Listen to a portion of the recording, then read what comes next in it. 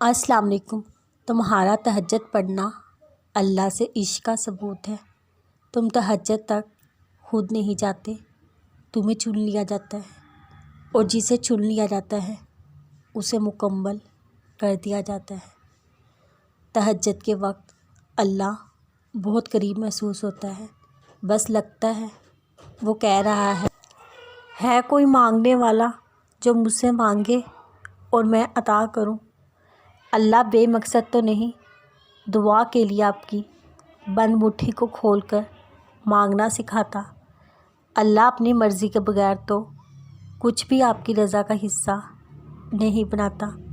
کچھ تو بدلنا ہے اللہ نے جو وہ طلب نہیں بدل رہا، کچھ تو ممکن ہونا ہے جو یہ دل بار بار ناممکن مانگ رہا ہے۔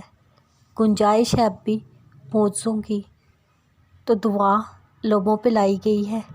توکل رکھے اللہ کی چاہ ہے تو وہی آپ کی بھی چاہ بنائی جائے گی۔ تہجد بہت لاڈلی عبادت ہے۔ اس عبادت تک جو پہنچ گیا وہ اللہ کا لاڈلا ہے، اور اللہ کیسے لاڈلے کی دعا رد کر سکتا ہے۔ جو دکھ رات کو سونے نہ دے ان دکھوں کا مرہم تہجد کے سجدے میں ہے۔ جن تکلیف کا علاج کہیں نہیں ان کی دعا تہجد کے سجدے میں ہے۔ وہ رب جسے اپنی محبت سے نوازنا چاہتا ہے اسے تہجد تک لاتا ہے۔ وہ رب جسے اپنے قریب کرنا چاہتا ہے اسے تہجد تک لاتا ہے۔ یاد رکھو صبر کو ایمان میں یہی حیثیت حاصل ہے جو سر کو سارے جسم میں۔ جب سر کاٹ دیا جاتا ہے تو سارا جسم فنا ہو جاتا ہے۔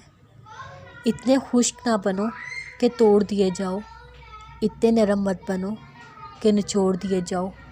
تم اپنے مال میں سے دوسروں پر خرچ کرو، دوسروں کے مال سے بچو۔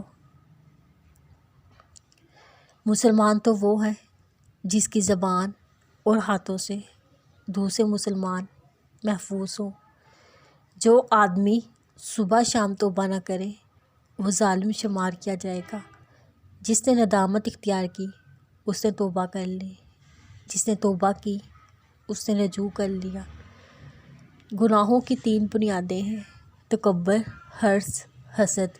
تکبر کفر کو کھینچتا ہے، حرص نافرمانی کو کھینچتی ہے، حسد ظلم کو کھینچتا ہے۔